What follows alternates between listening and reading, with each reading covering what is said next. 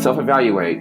I failed. What did I do wrong? Where did it go wrong? Okay, cool. You pinpointed the point that it broke. Make sure that next time when it gets there, we don't allow it to happen again.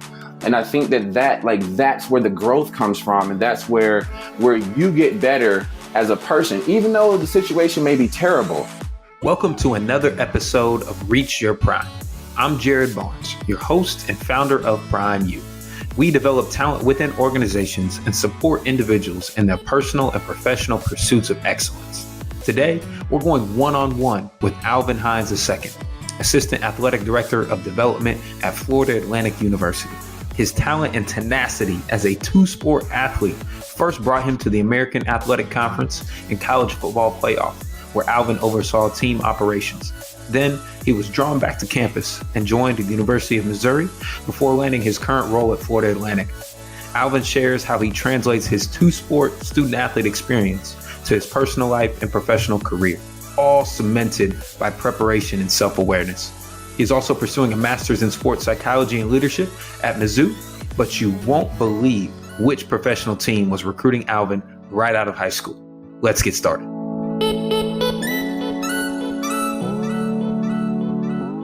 Well, welcome to another episode of the Reach Your Prime podcast. I'm your host, Jared Barnes. Really excited today. We have Mr. Alvin Hines as a guest here with us.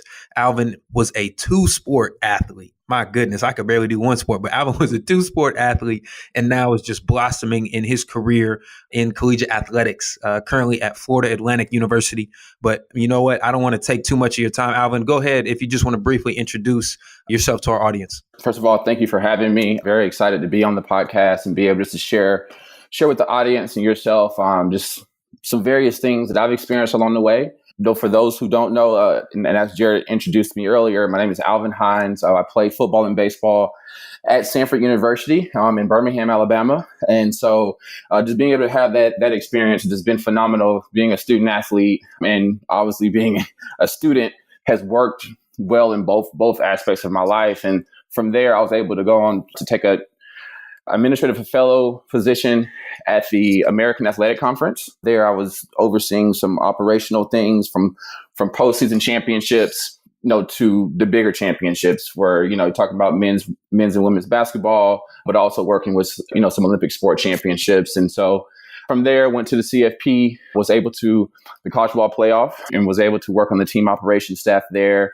And with a phenomenal staff and just be able to work with the national championship football game and that high profile, biggest game of the year for our college players as in college football. And so that experience really was even better. I think just understanding that the way the dynamic worked, understanding how so many people can play a part together to have a team and to build this big game and that everyone's watching and then you see the student athletes having an unbelievable time was just a really, really good experience. And then I took a transition, which was at the time was a little different to me, but to take a chance and go on campus. So I've been in those conference office settings for a little bit, but wanted to get on campus and wanted to get that institutional experience. I mean, obviously, I had a phenomenal opportunity to join the University of Missouri staff as a fundraiser and to get into development. And so that's actually how now I'm at FAU with some of those staff members that were still at Mizzou, build a relationship with those guys. And so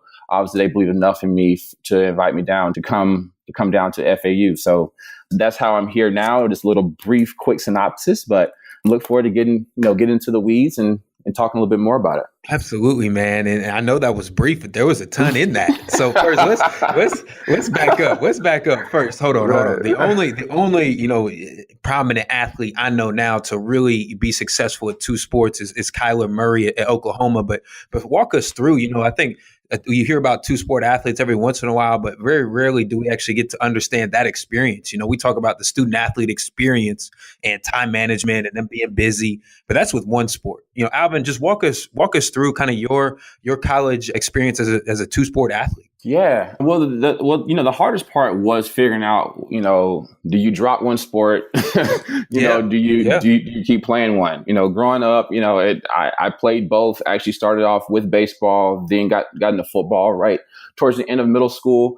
Going out, my mom was like, hey, you'll be better if you focus on one. And I'm like, Mom, listen, my passion is, I love both of them too deeply to give any one of them up. And what really sparked me to want to try to pursue a career in baseball in college was coming out of high school. I was drafted by the Washington Nationals. And so, being drafted by the Washington Nationals, I was actually on Sanford's campus because I came in early to do football workouts. And this guy pulls me out of workouts and he's like, hey, you need to get on the phone. You need to call home. Like, you just been drafted by the Washington Nationals. I'm like, wow. Oh my goodness. Wow. And so we had talked a little bit beforehand, but it's nothing that obviously they're not saying like it's the done deal. It was a little bit of a later round.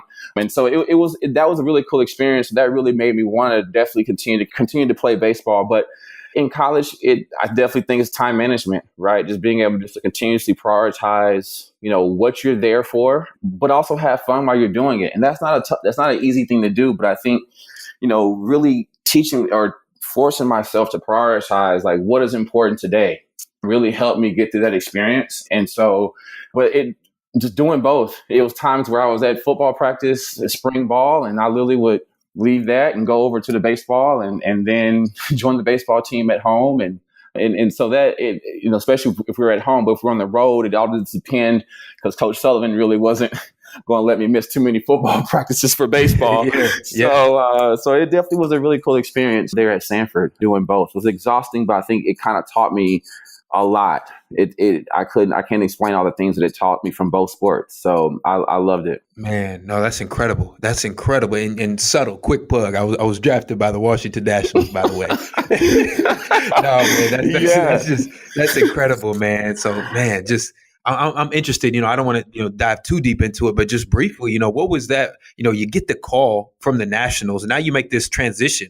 At the time, how old were you at the time? 18 years old. I'm coming into college, 18, wide-eyed, bushy-tailed. Baseball was definitely my love. It's something I started playing as early as 6. So obviously you have a dream going up to the 90s, watching all just the top players play. And, you watching home run races, you watching Barry Bonds break records. You're just seeing all this great stuff. And those are the guys that you're trying to emulate, right? Those are the guys you're trying to be just like. And so being able to have that opportunity is something that I didn't pursue. I definitely wanted to. I told him that, I appreciate the offer. It was a late round. So obviously we had to talk about just money and stuff like that. But then saying, hey, I really wanted to get on campus and I want to get my education and just understanding what the value of that is for me long term.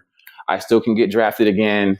I still can continue to play both sports that I love. And so that's why I pursued doing that. But it was a definite experience talking to those guys and just really understanding what rookie ball was going to be like. Where were you going to go? Where's your first place? What do this is going to be your lifestyle. It was interesting. It really was. So, and I just think about the amount of courage it took for you to, not necessarily say no to that, but step away and really focus on your education and want to be on campus. Where do you think that came from? Was that an intrinsic thing that you always had, or where did that come from? It really came from my parents. I'm blessed just to have 2 parents or 3 parents now that really, really, really focused and really, really pushed me to understand that there's an educational piece that comes out of sports. My dad said, he always would tell me all the time, like, listen, Alvin, you can be the absolute best football player at Pelham High School, best baseball player that comes out of the country. I want you to be the absolute best student that you can be.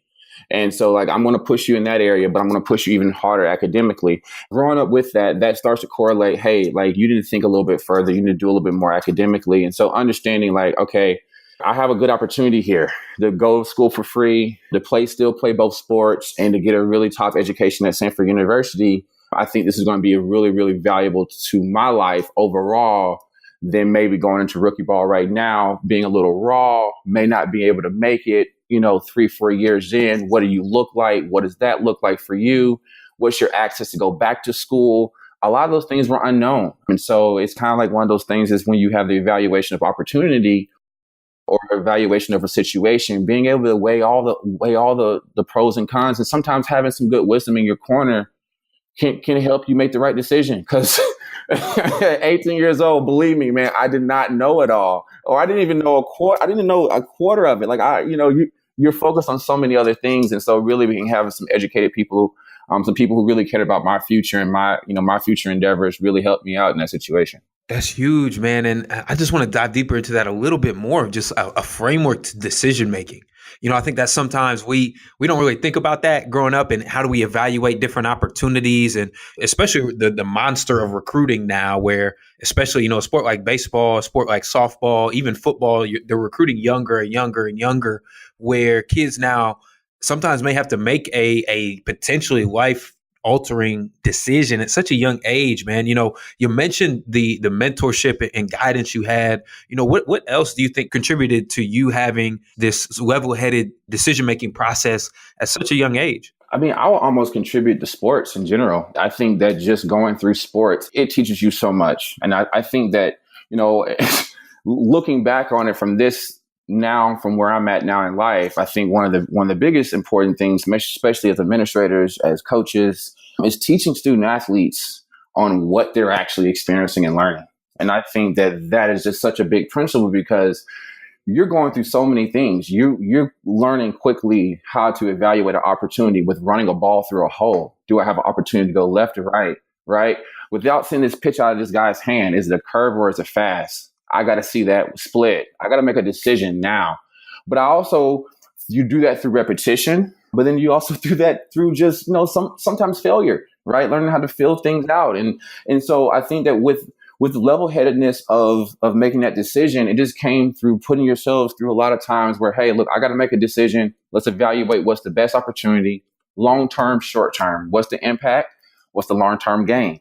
And saying, hey, like, life is long. Like, you're going to have another opportunity. If you do the right things in college, you're going to have another opportunity to go professional. So don't give up education over money now. And, everyone's situations are different. It wasn't that I came from a lot of money, or I couldn't have probably afforded to go to Stanford University if I wasn't on scholarship.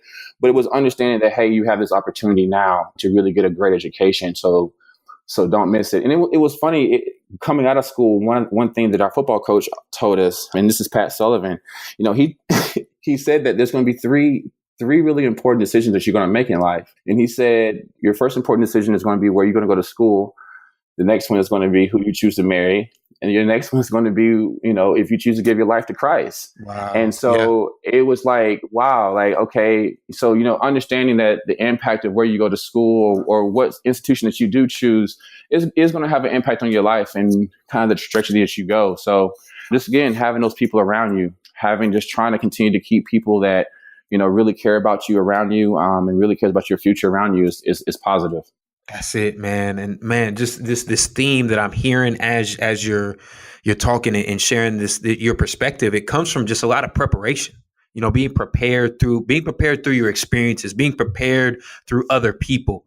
And man, I get fired up even thinking about this. But I think I'm trying not to get fired up. Hey, come on, man. Hey, that's why we had the podcast, man. We just go in. That's why we made it. Oh, I love it, man. For sure. No, I mean, just to your point, I think that preparation, there's books on it or things people talk about, just the prior preparation. How many times did you prepare to be successful in something? Yeah. Right. And for you, in that's professionally, that's personally, that's through sports, there's preparation. Sometimes there's preparation visually. I think that's one of the best preparers is just for you to visually trying to see yourself through something, right? See yourself, how's this going to look for myself? And then just being able to prepare properly for everything that you're not going to be able to prepare for everything that you're going to encounter.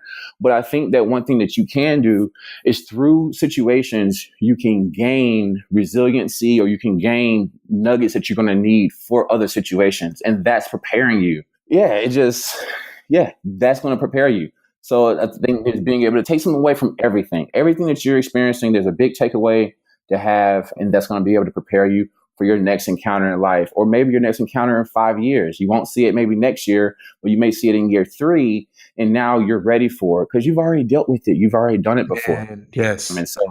And I know you'll appreciate this, man, because just, again, listening to you, this concept of self-scouting, You know, in football, you review the tape of what you have done, not just what your opponent has done, but what have you done? What are your tendencies? You know, maybe you want to be a dynamic offense, but you passed, 50 times last game, so that your opponent knows you're going to pass again. So how can you self-scout certain areas of your life? You know, that's all preparation for the next thing. You know, I think sometimes we lose sight of that, man, where what we go through, it's not just this finite, or that, we lost that situation or we won that situation. It's all preparation for the next thing.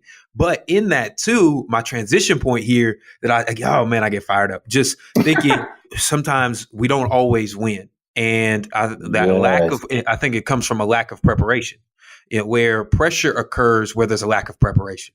That's when we start to feel that pressure, we get the ball and the game's on the line. We get the ball. It's like, whoa, I don't know what to do with it. Or, you get promoted to a new role and it's like, you almost have this fear of success because you may not have been ready for it. I think that's so just prevalent in young professionals today, is that fear of success, where it's like, I want it so bad and then I get it and now I don't want it because I got it and I'm not ready. I'm not ready. Man. So jump into that for us. You went from the conference level to the playoff back to the institutional level. You've been through a series of transition, man. What preparation, what specific either practices or experiences you think have shaped your preparation as you've gone about through your career? Yeah, I mean, the first and foremost thing that I will start off with is just positive reflection, being able to reflect on some things that you've done. I think that when you make transitions, you get promotions, being able to think about your self-efficiency, right? Think about how good that you been in the past. Like, you've obviously had to have done some good things for you to get to this moment. So this is not the time for you to doubt, right? Boom, you're in this big game. You're in the national championship football game. Why doubt now? Right? You've made it here. You've done everything that you needed to do to get here. Yeah, it hasn't been perfect. Yes, you've made mistakes. We've all had, right? But through all that, you're still here. Believe in yourself. And I know that that it is a hard concept because the mind is a negative vessel, right? There's so many negative things that are coming at you, right? Well, what if I fail? What if I mess up? What if I, what if I don't reach the evaluation that somebody else has for me? Like, what if I don't reach their standards? But you've already done it, because if you're here at that point, now it's time for you to go prove yourself right? And it's more so about a personal thing, internal, like you said earlier, intrinsic thing, then more so is it an external thing. So when you're more focused on like, all right, like, boom, I'm here, I'm good, like, I got the promotion, I believe that I deserve this promotion. Now it's really just time for me to go prove to myself that I can go do even more and I can go do even better. I mean, I think that that's one of the things that's helped. But the transitions, those are difficult sometimes.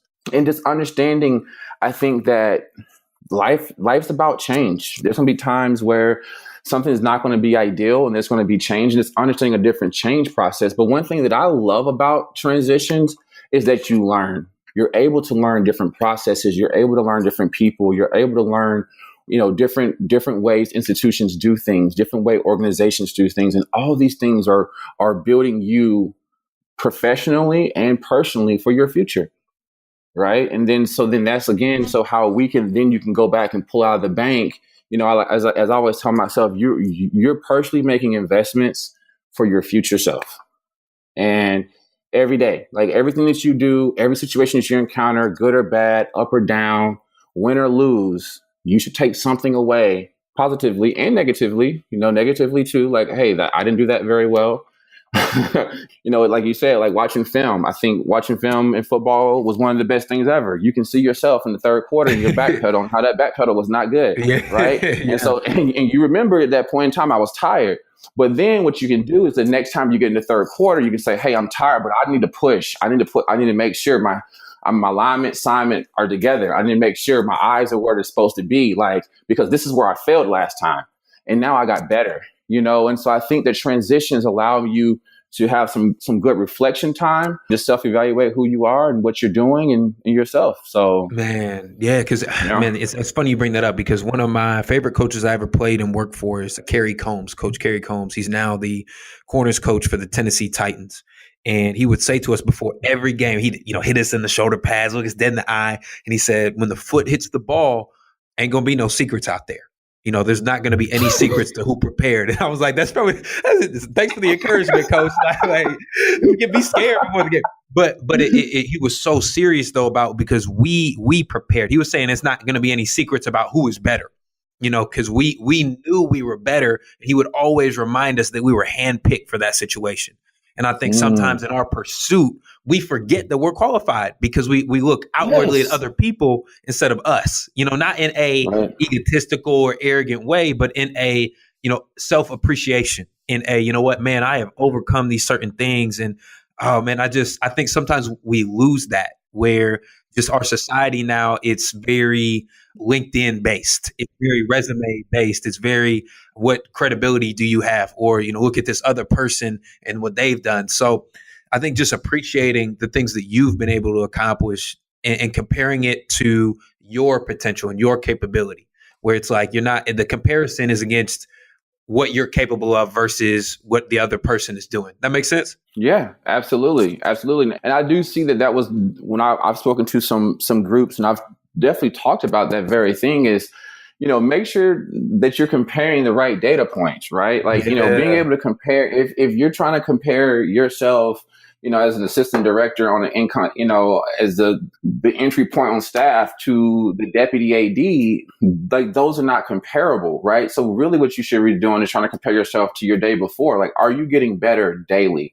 And I think that's it, because at one point they were the entry level, right? They have 13 years of experience. They have 25 years of experience on you. At one point they were here. And like, I think the biggest things for young people is really trying to figure out what can you do to make that same growth, to have that same development within that time. And I think that's focusing on your daily tasks, trying to get better, maximizing yourself each day, punching, like figuring out how to get something out of your day that's going to be productive.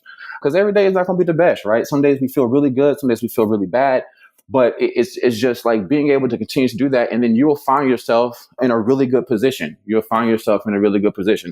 it's kind of like that football saying, if you trust the process, right? I mean, from the most simplest form, I think everyone in the country definitely know that term almost is now, because everyone is saying it. But being able to trust that process, that the growth is going to come if you put the work in. If you run your 110s and you work out hard and you train like no one else has ever trained in the summertime, the season is going to come and you're going to be prepared for it.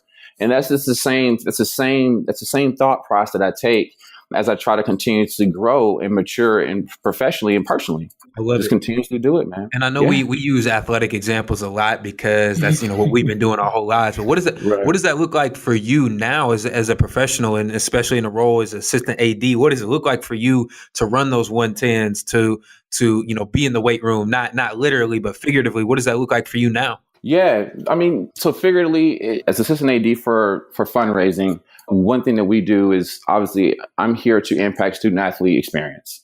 I'm raising money, through private donations, but for capital projects, for scholarships, to be able to allow the athletic department to be able to provide more resources to our student athletes. But, for me, the 110, the training is prospect research, being able to research our prospects, on being able to know who our donors are, being able to kind of map out maybe, what are some things I'm going to ask the donor? What are some things that I really want to talk about? What are some key points that I think that he should know? And it's just really being able to, again, have preparation, right? Just being able to have preparation for future encounters, right? I may not encounter this tomorrow. Boom, I see him the next day. Hey, I'm ready for this moment now, right? It didn't catch me off guard. I'm not surprised. I'm prepared for what I'm going to do. So that's one thing that those are the 110s, and sometimes it's just a grind. There's sometimes you do work a lot of hours. You have to go to a couple of events, but understanding that all these things that you're doing is for the betterment of the school, and then also betterment, for your professional growth, and just, for what you're going to learn through these experiences and be able to take away from them. Man, I love it. I can feel the hunger in your voice. It's not even like an ego thing. It's like, no, man, we got to do this. Like you want to be the best you can be, and you can't be the best you can be without doing the work that is required. I think a lot of times we see, especially sometimes being outside looking in now in athletics, we see the final product, but we don't see what it took to get there. You see the multi-million-dollar deals, or, you've raised X amount of money as a development officer, but you don't see Right. the work, the trips, the research, the conversations, Yeah. the losses, all those things that took. Yeah, seriously, all the things that it took to get there, man.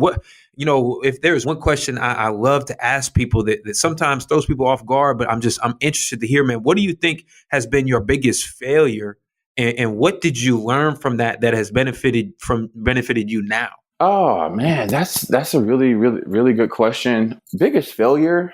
I mean, I feel like I've had a lot of them. I think, and not necessarily a lot of big failures, but but you encounter failure a lot, right? I think that like there's a multitude of levels. You appraise something, you thought something was going to go a certain way and it didn't. Boom, disappointment. You could evaluate it as failure, right? But I think like it's through those experiences, what you're understanding. Like, just to briefly go back to what you just briefly said about how, people don't see the failures or see the grind or see the background work. They just see the level up. They just see the external, right? They just see the promotion. They're like, oh, cool, you got a promotion. Like, that's awesome. You're feeling it. But they didn't see in year 2, month 3, on the third day, like, me and I didn't do something right. And my boss was like, hey, no, you got to get better on this, and this.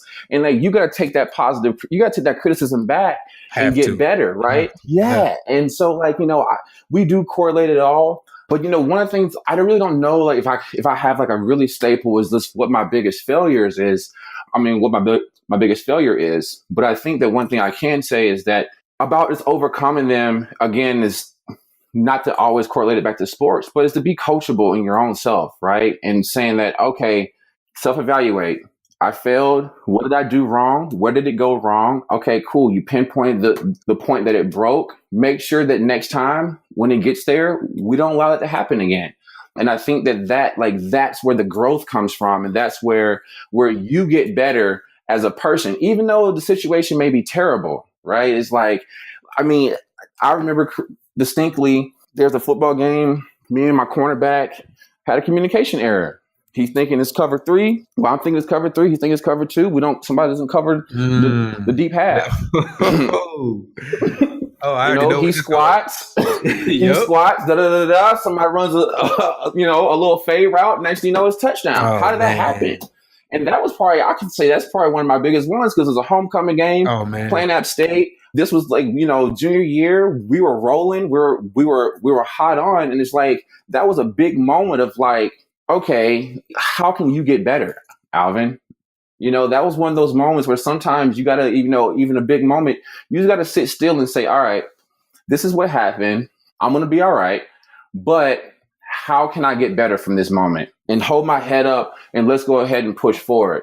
And so I think that that's one of the biggest things that it's just being able to evaluate your failures, just know where you went wrong, knowing that it's not the end of the world, knowing that you can get better from everything. Everything is building you for your future self. Like I tell people all the time, like I remember when I was an intern at one place and I had a discussion with another employee and they were just talking about how they're not doing anything right and it's how they feel like they're making mistakes. And I said, hey, look, even the boss, even the head person made a mistake at one point.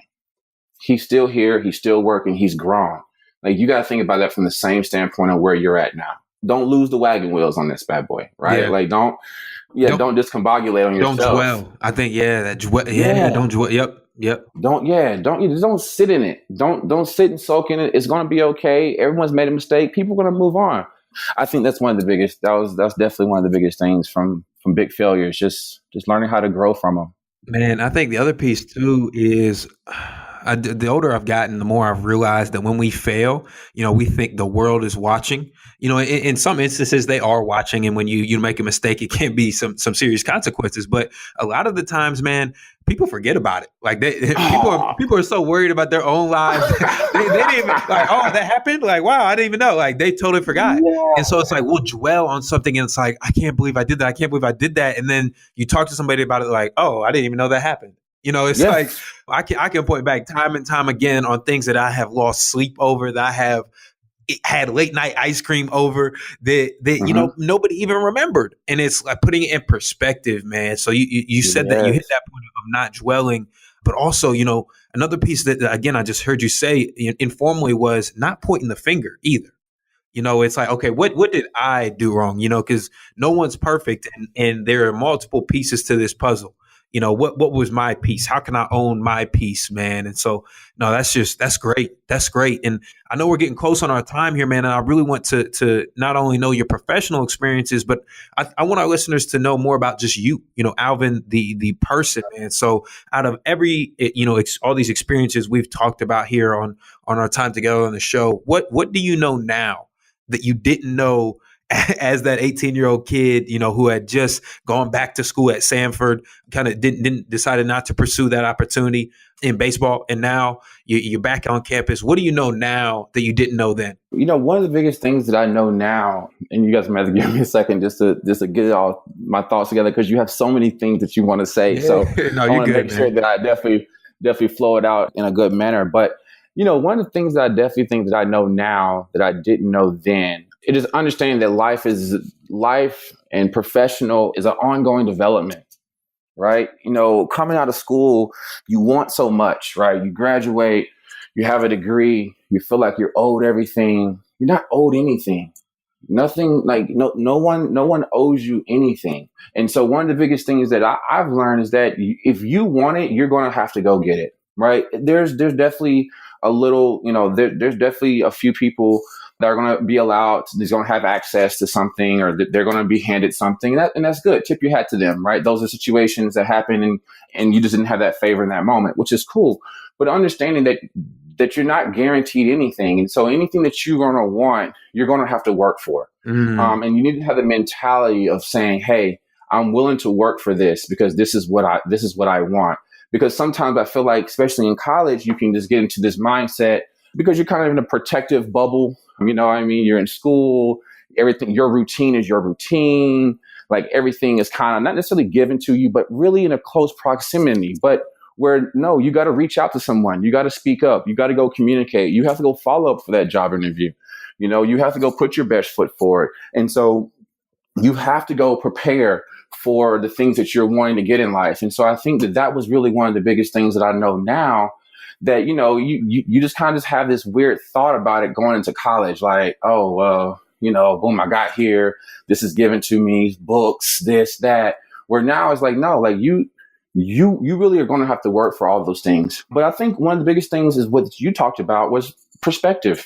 It's having perspective on who you are and what truly is going to help you be successful, right? And being able to have some self-perspective, self-awareness on just who you are and where you're trying to go. And I think that comes through just sometimes is being able to have some self-reflection, sometimes for you to really sit down and talk with some other people about your strong suits, who you are, what you're trying to do. And I think just being able to have better perspective on the world, better perspective on what you're trying to do professionally in your professional endeavors.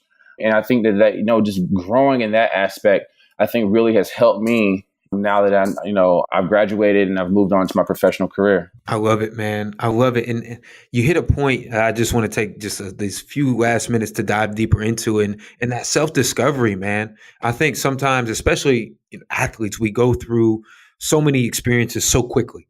Just so quickly. It's you just played a game and now you're preparing for the next one. You're going from your freshman, sophomore, junior, senior. Now it's, professional sports or whatever it may be, but it's all accelerated because there's so many different responsibilities, so many different people asking you to do things, but taking that intentional time to truly understand who you are, what talents you have, and then more importantly, what support you need. I think we forget about that sometimes. And what is it that I need, to actually get to where I want to go? So, man, all those things you said, I think that's huge. There's a lot listeners. If you're not picking up on this gold right now, I don't know what to tell you. I'm sorry. I'm telling you, this is really good stuff. Yeah. And so I think just to close this out here, the last piece we do on the show is called Final Thoughts.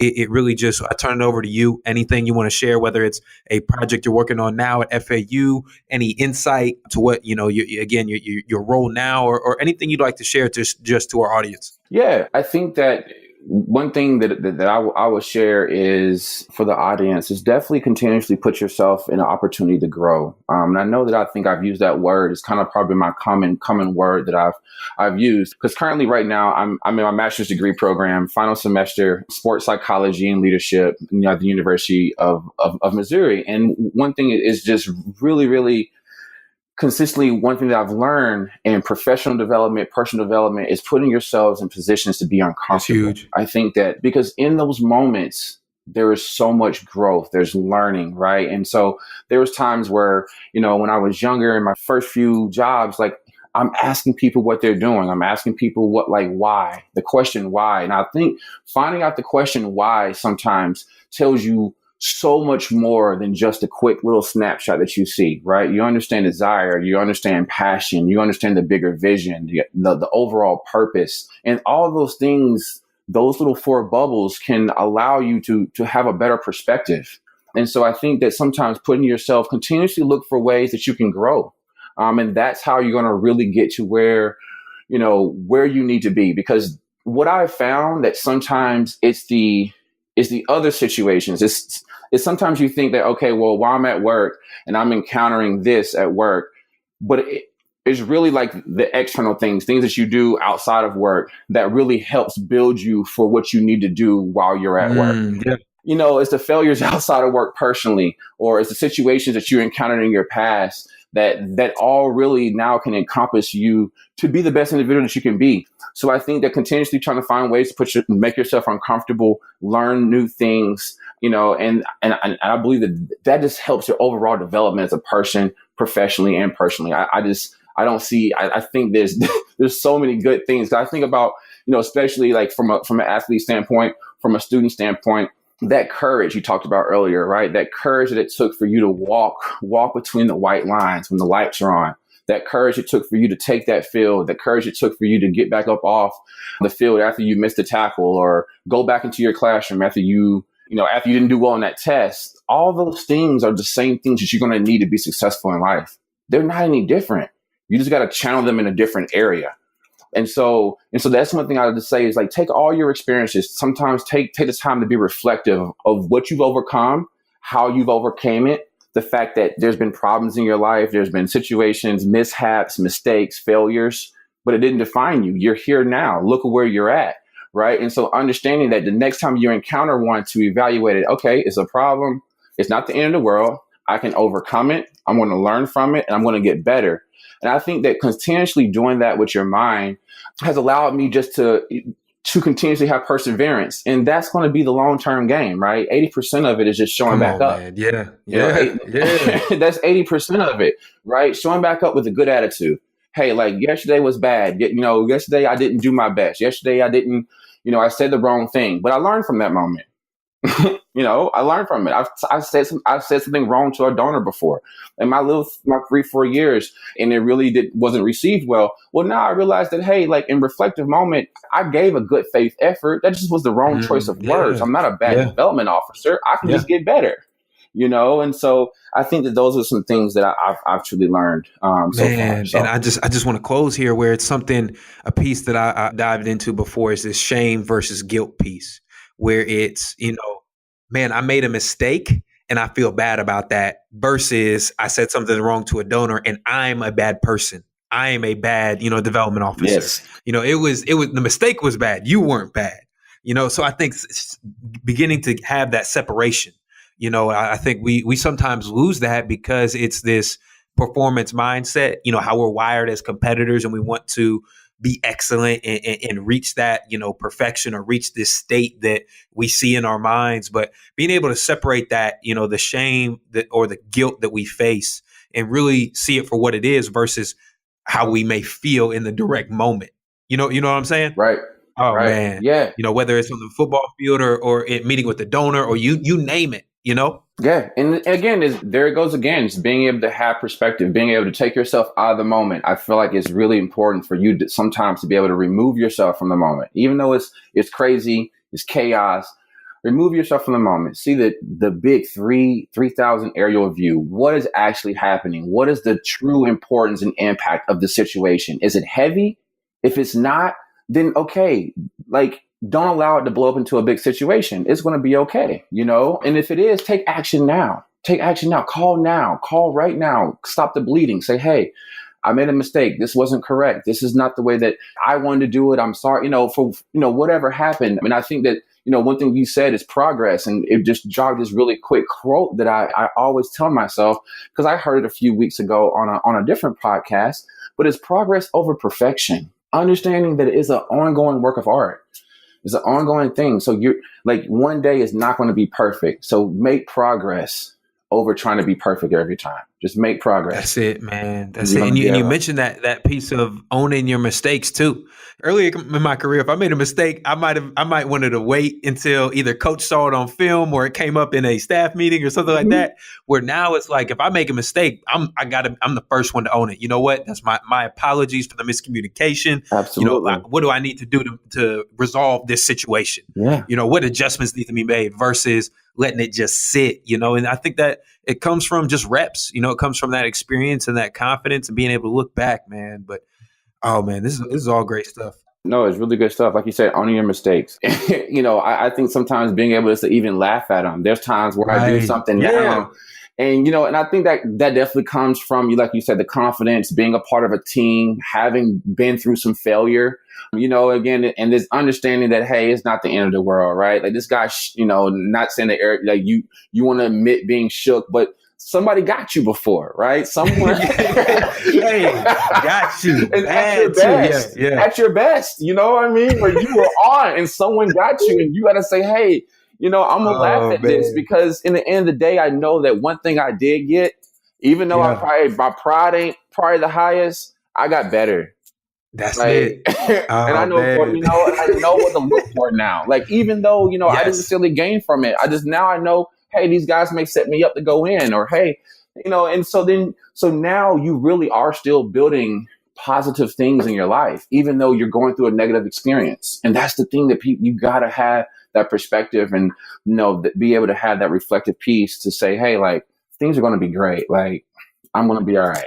Whether you get beat on the field or come underdressed to a formal engagement or say the wrong thing, you just got to be able to, look at the situation for what it is, man. And I know we're at the end of our time here, Alvin, and I just want to thank you so much for this great conversation. But I want our audience to be able to reach out and connect with you, man. Where can we find you on social? Yeah, absolutely. So I believe my social handle is Alvin_Hines 2. That's my Twitter handle.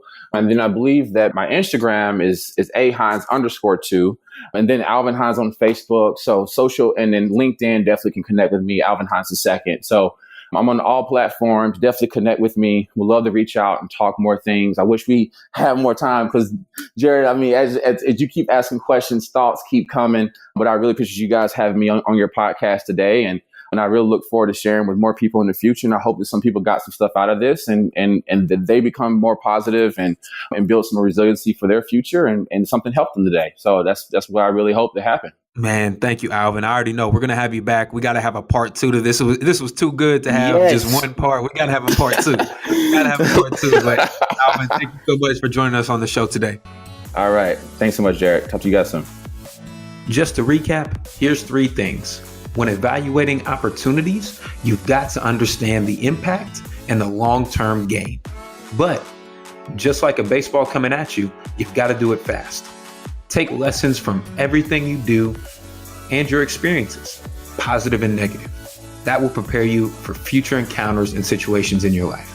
Don't compare yourself to others, but if you will, then compare the right data points. Check out Alvin Hines on Twitter at Alvin_Hines, 2. Please share this podcast and visit us at primeu.org to find more valuable tools to help you reach your prime. Our next podcast is coming up, and if you subscribe to our newsletter on primeu.org, you'll get it right in your inbox when it comes out. Send me an email at jared@primeu.org. That's JARROD@primeu.org. And remember, it's not enough to know. We must apply. Take the lessons you're learning and start using them right now. Thank you for listening, and I'll see you next time.